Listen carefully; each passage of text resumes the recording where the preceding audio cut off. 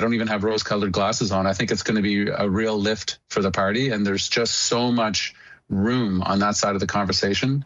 Has Carney's kryptonite arrived? Welcome back to Moose and Loose. My name's David. Today, we've got some new polling data, which I couldn't believe when I first saw it, showing how much the Liberals would drop in the polls depending on who gets elected as the NDP leader. Let's jump into this. Starting this episode off, we got some ugly polling data, but trust me, this will get better because I think Carney has a problem. So we've got 47.6% for the Liberals, 31% for the Conservatives. We've also got this one from Liaison Strategies, 45% for the Liberals, 31% for the Conservatives. Now, Pierre Poilievre, what he's been doing for the past month has been awesome. He's been meeting with business leaders over in Europe, now down in America, the Auto Pact. Hopefully he goes on Joe Rogan. I think that would be a good move right now. And I mentioned that because, well, we'll get to it here in a second, but we've got this one now from Main Street Research. This is 46% for the Liberals. You'll notice -5 on this, and 36% for the Conservatives staying flat, so they're not losing any. The NDP going up 3, and you see a bit of other movement down here. And then that brings us to this most recent poll, which is a sub-poll of these ones, which Shreyatis has posted here from Main Street Beaches, East York. So just this one riding, this is Nate Erskine-Smith's riding.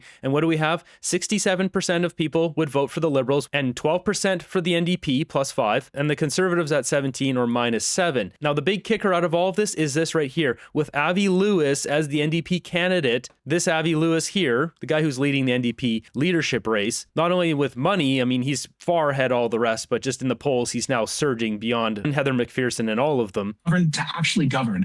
And that means instead of throwing a few $1 billion here and there to try to seed a housing revolution, we should have a public developer. The CMHC should have public construction companies and put thousands of Canadians to work actually building homes that are really affordable as a public option to solve the housing crisis. Think of Yeah, they did that in Russia and it didn't work. We don't need communism here. But anyways, it doesn't matter. This is not an NDP channel. We're not NDP supporters, but the NDP love this guy for some reason. They love what he has to say. He's charismatic, this, that. I hear all this stuff. He's such a good speaker. He brings people in. He fires people up. So he is energizing the NDP base, this guy. Going back to this data, with Avi Lewis as NDP candidate, the NDP go from 12% to 43%. That is outrageous. We're talking 31 extra percentage point gain with him as leader in this riding if he were to run here, beating the Liberals. Look at this, -28, or the NDP +36. And you see too, -10% from the Conservatives, which means it's eating 3% from the Conservatives going to NDP and 28 from the Liberals. As Embrandt pointed out, whoa, yeah.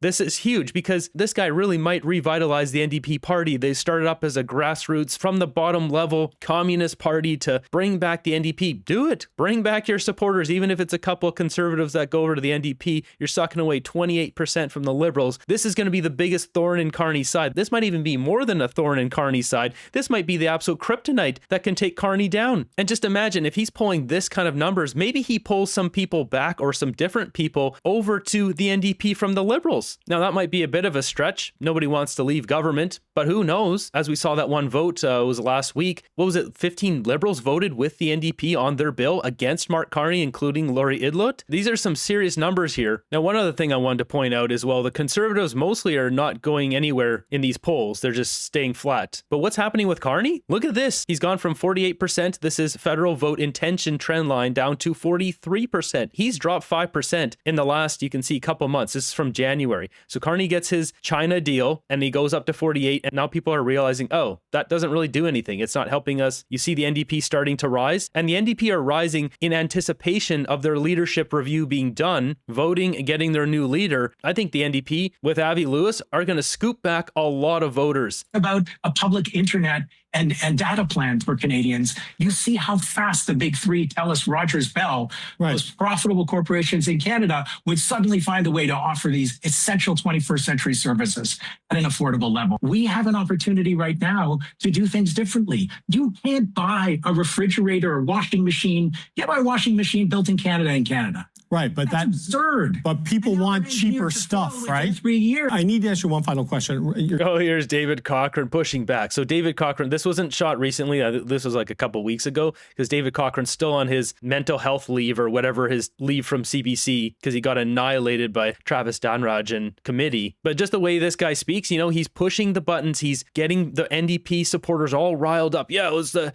government internet plan and the government housing plan. I don't know. Carney might be in trouble here because these numbers here, they don't lie. Plus 36. Now, the question is, does this translate to other ridings, or is it only because this is the leadership riding and that's it? But I don't think so. I think that you're going to see a big surge. I don't think it'll be plus 36 because this happens in every leader's riding. You get a bigger surge. But what if there's another plus 12, plus 15 in other ridings, liberal ridings? This is throwing a big monkey wrench into the whole situation. Jumping over to CTV, talking about floor crossers. There's rumors now, more floor crossers. Will this madness ever end? Basically saying, well, Carney is leading and people want to join that and join his team, blah, blah, blah. Well, are they trying to stop them anymore? That is the question. I mean, it seems to be a foregone conclusion that some folks have been agitating for a while, that they are interested in sitting with the government, not necessarily with the Liberal Party, with the government.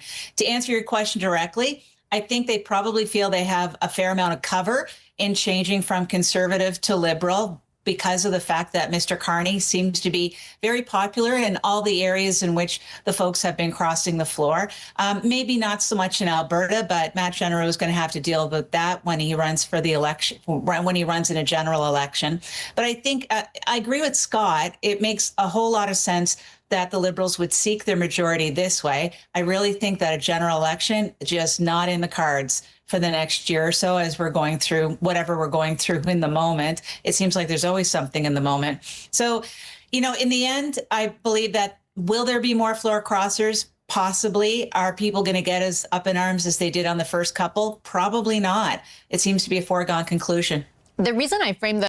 Yeah, I think she's right that there won't be an election. That's why Carney, at the beginning, didn't seem to care about working with other parties. He knew he had a way to cheat the system. He knew he could bribe people and which people to target. Some of them were pushovers, like Chris D'Entremont got nothing. Lori Idlot's getting billions of dollars for her community. This kind of bribery has to end. And the only way to do it is to get rid of floor crossing. Send it to a by-election. That's it. Let the people decide. The question about the majority, the way I did to Scott, Nathan, is because of the size of it, right? Like, if you have a majority by 3-4 seats, it's certainly not as stable as the one Nick Nanos's numbers right now predict the Liberals would be able to get, which is well in excess of 200 seats. That's why I'm wondering if you think like this is the objective or that temptation will still loom large. I think it's a happy coincidence for the Prime Minister that he has people that are interested in crossing the floor. Let me, just for those Canadians watching who don't like this at all, that find MPs picking up and moving over to another party without going back to them as voters,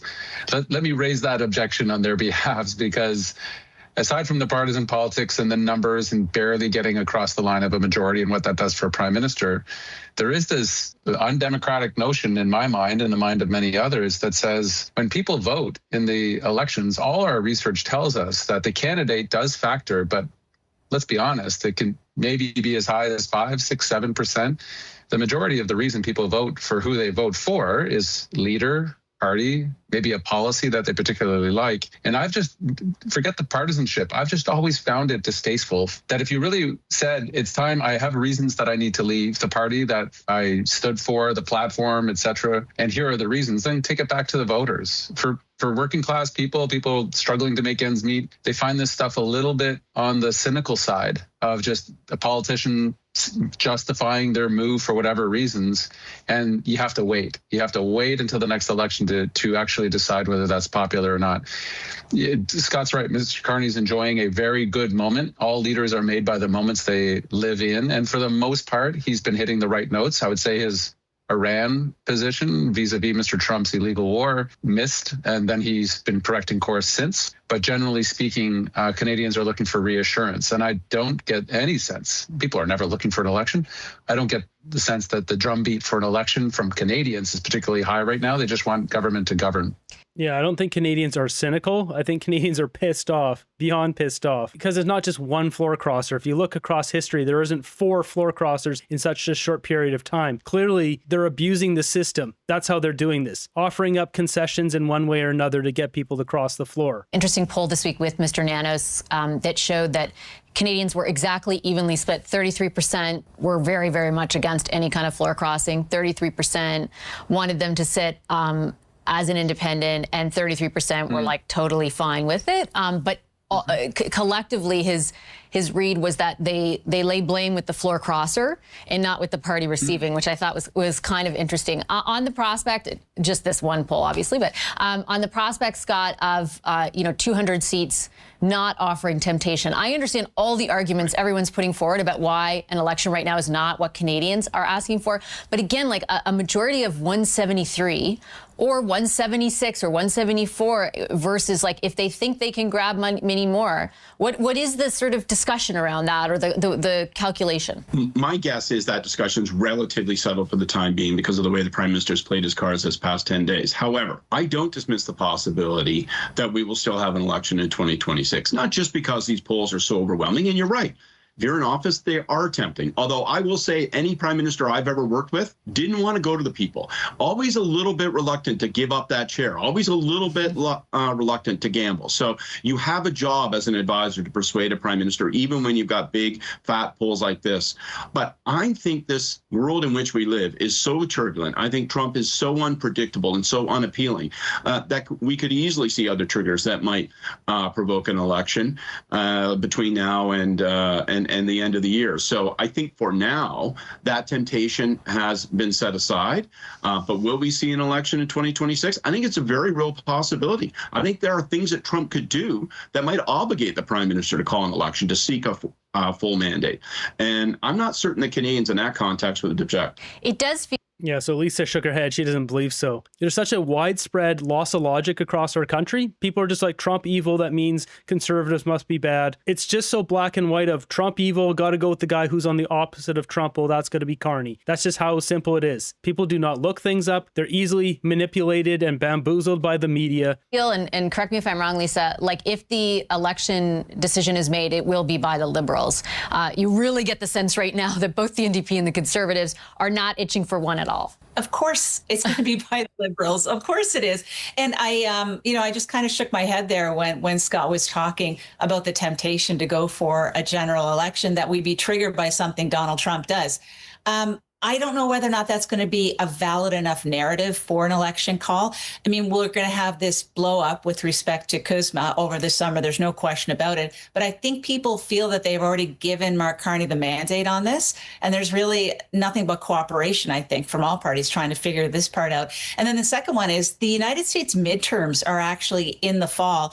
And a lot of people may just be waiting to see if there's going to be a change, whether or not, the House of Representatives ends up going to the Democrats instead of the Republicans. And as such, Donald Trump may not be as problematic for Canada. So there's no real reason coming from there. So I'm not on the election bandwagon right now. And I do believe that Conservatives, and definitely the NDP, not to speak for your folks, Nathan, but boy, we need some runway and we need some time before we hit a general election. So while she's right to point out the midterms could take away some power from Trump, I don't think it'd matter with Canadians. People are just so anti-Trump. I don't know if it would change much, even if a bunch of his power gets taken away. That's why I've always been saying the Conservatives need to go after Carney's connection to America, and they should be tying in Tim Hodgson too. The guy's an American. We don't know his stocks. Carney's 91% invested in America. Just tie these guys to Donald Trump, because then you're tying the prime minister to the guy that all these Canadians don't like. It's the only strategy I think that would work. It doesn't matter about the policies, how bad things are getting in Canada, because I mean, look how bad things are now. Canadians are not changing their vote. If you look at the polls now, all the polls are +7 for the Liberals, +8, +10, +15. The only way is to tie him to Trump, and then people are like, oh, I can't vote for that Trump-like guy. I guess Carney's a Trump-like guy. The question to Nathan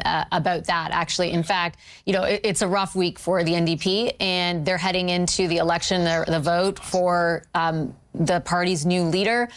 What are your thoughts on their feelings around an election and sort of how they regroup after this week? Oh, we're itching for a fight, Dashi. Like, let's go tomorrow. There's two realities for the NDP. One is what's happening in Parliament, which is not great. It's tough losing a seat. It doesn't make a material difference. The party's not in a strong place, doesn't have official status. One less MP doesn't change that. There's the other reality, which is what's going on within the party itself. So more than 100,000 members are now voting, and will pick a leader at the end of March. The candidates have raised somewhere near $2.5 million. And there's a lot of energy in the campaigns that are running. $2.5 million is a lot of money for NDP. I mean, Avi Lewis looks like he's going to win now. And from the NDP supporters, they say he's electrifying. He knows how to move the crowd. I think as Lisa mentioned, what happens in the midterms is going to be more consequential than any floor crossing that happens in Canada. And what happens in Winnipeg when the NDP picks the next leader will be much more consequential come the next election than anything that we're talking about here today with respect to these narrow numbers. If the NDP are viable, if they're able to bring forward a positive progressive voice, this is going to be something that's significant for not just the NDP, but obviously the other parties.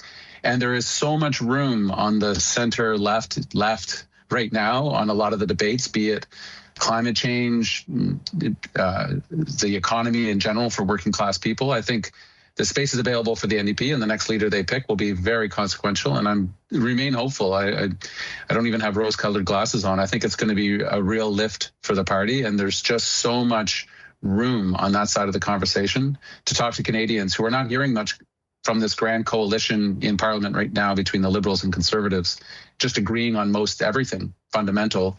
It's nice to have a little opposition. I think it's important for any good debate in the health of our democracy. The Liberals Yeah, I think the NDP shot themselves in the foot first by having Jagmeet Singh as their leader, and then also dragging out this leadership process way too long. They should already have a leader in place 8 months ago. The destruction of Canada continues under the Liberals. I don't know if there's a certain breaking point where Canadians realize the Liberals are bad. It's anyone's guess at this point. 100K jobs lost. Insane that we're talking about this. The biggest thing to watch for at this point is the NDP are voting right now from March 9th to March 29th for their next leader. And something else I didn't mention, Rob Ashton here, the dock worker and union guy for over 30 years, he was also polled in that new mainstream research poll, the one that Avi Lewis got 43%. If he were the candidate running in Beaches, East York, with Rob Ashton in this exact same position, he only polled 25%. So this really goes to show that there might be a resurgence of the NDP with Avi Lewis. If that happens and people start leaving to go to the NDP, then other people might be thinking, oh, maybe Carney isn't the real deal. And they start looking around. Maybe they go over to the Green Party or the Conservatives. It just starts to shatter Carney's image because people want to pick the winning team. People want to be on the winning side. They want to cheer for the winning team in a sports event. So when that image gets shattered that Carney isn't the real deal, he isn't building Canada strong and all that, the dominoes will start to fall. And if Carney does get his majority government through undemocratic means, this could get very ugly for Mark Carney very quickly.